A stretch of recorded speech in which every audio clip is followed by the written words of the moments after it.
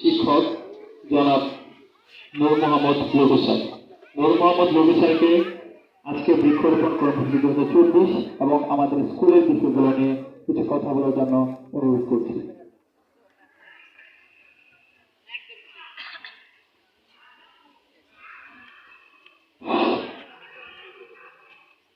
বিসমিল্লাহির রহমানির রহিম।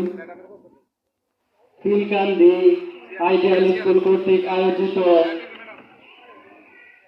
বৃক্ষরোপণ কর্মসূচি 2024 বাস্তবায়নে initiative for human welfare Sherpur সদর শেরপুর এই অনুষ্ঠানে উপস্থিত রয়েছেন খিলকান্দি আইডিয়াল স্কুলের উপদেষ্টা, জনদরদী, মানব কল্যাণে নিয়োজিত জনাব সৈয়দা মাহফুজা আক্তার ম্যাডাম, খিলকান্দি আইডিয়াল স্কুলের প্রধান শিক্ষক এবং উদীয়মান তরুণ পরিচালক মোহাম্মদ মনিরুজ্জামান তালুকদার,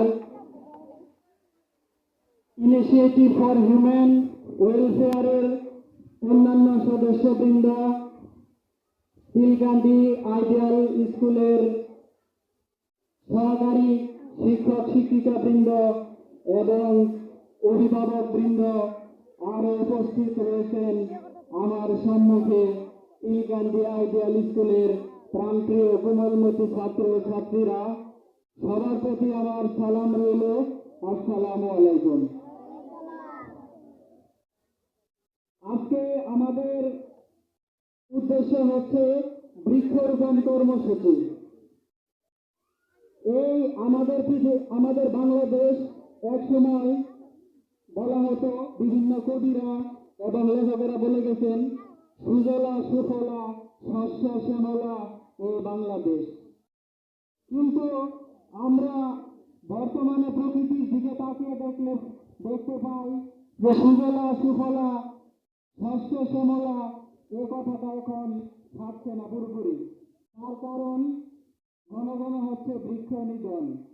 আর এই বৃক্ষ নিধনের ফলে আমাদের দেশে শুরু হয়ে গেছে অনাবৃষ্টি এবং খরা, যার জন্য আমাদের চাষাবাদী জমি একবারে মরা।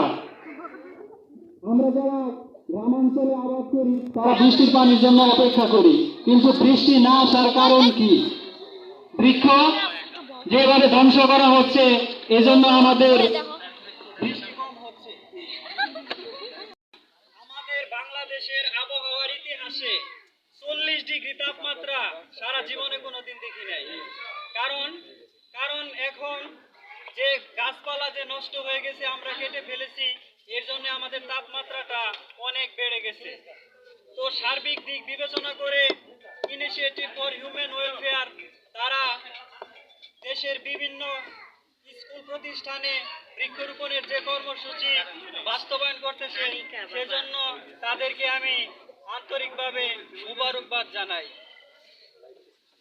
পৃথিবী দিনে দিনে বৃক্ষ হারাচ্ছে, হয়ে যাচ্ছে যেন মরু।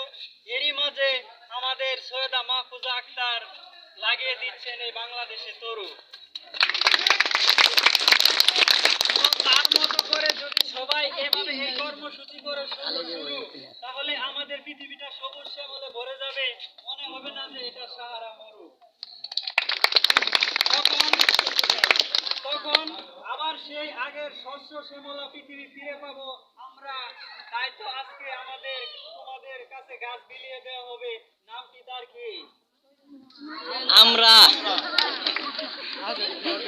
তো এইভাবে আমাদের বৃক্ষরোপণ কর্মসূচি যদি সফল হয়, তাহলে শুধু দেশের অন্তর্বর্তীকালীন সরকার নয়, আমাদের যারা অনাঢ্য বিত্তশালী লোকেরা রয়েছে, যার পৌরসভা, যার ইউনিয়ন, জেলাতে প্রত্যেকে যদি এভাবে প্রত্যেকটা স্কুলে বৃক্ষরোপণ কর্মসূচি পালন করে, তবে আমাদের এই বাংলাদেশ সবুজ শ্যামলে ভরে যাবে ইনশাআল্লাহ। তো এর মধ্যে আমি আবার আরেকটা কথা বলতে চাই পরিচালককে, যে তিনি যেন শুধু ছাত্র ছাত্রী, শিক্ষকদের, অভিভাবকদের বাড়ি যেন না দেন শুধু গাছের সারি, তাদেরকে যেন বৃক্ষ না দেয়। আমাদের এখানে গরমের সময় অনেক ক্লাস নিতে সমস্যা হয়, এখন লোডশেডিং হয়, সেজন্য আমি পরিচালককে বলবো যেন আমাদের এই চার দেয়ালে এমন বৃক্ষ লাগানো হয়, যেন ছায়া বৃক্ষ লাগানো হয়, যাতে কারেন্ট চলে গেলেও তাপমাত্রাটা বেশি হলেও যেন আমরা সুন্দর মতে ক্লাস নিতে পারি।